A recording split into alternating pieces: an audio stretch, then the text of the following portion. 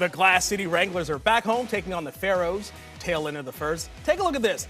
Watch him chase down and just send it out, absolutely denying him. They called it goaltending, but it really wasn't.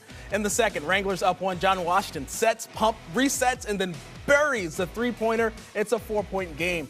Later in the period, Pontiac claws back, but working the post, he shows off his mid-range and his defense for the lead. Glass City back in the fourth, though. Midway through, 2 up.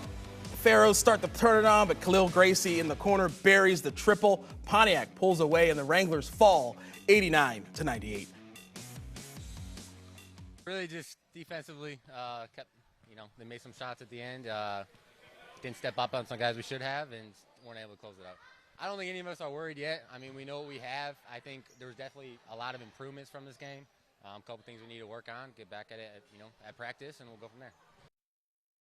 Brad Woznicki and Rodney Martin will break it all down for us. Coming into the fourth quarter, this was anyone's ball game, but down the stretch, you got to like the shot selection and just the ball movement throughout the night from Pontiac. You got to like the shot selection and the shot making. They got into the paint, got the defensive collapse, kicked out the Gracie or different guys, and those guys just knocked down clutch shots at the end of the game. And then also they knocked down their free throws to win the ball game.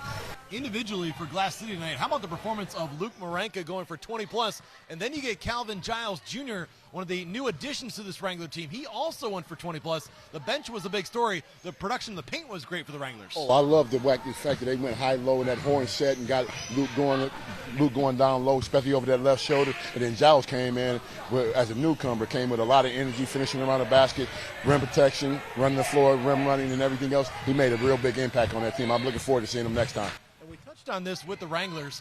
They get a couple of new additions to this team. Alante Gould, one of the guys that's now back with the Wranglers. And you look at this team just having everyone here tonight. They haven't had everyone available throughout their first 5 games of the season. The more time they get together, they'll be better. They're going to be a lot better. Like you said earlier in the broadcast, in one game they had 6, and then you don't have Delonte traveling on a couple games. So it's just a matter of chemistry and trying to gel. We talked about it for Pontiac. They're 5 guys. They got chemistry. They can do nonverbal things and make plays. So it's just a matter of time for the Wranglers, in my opinion.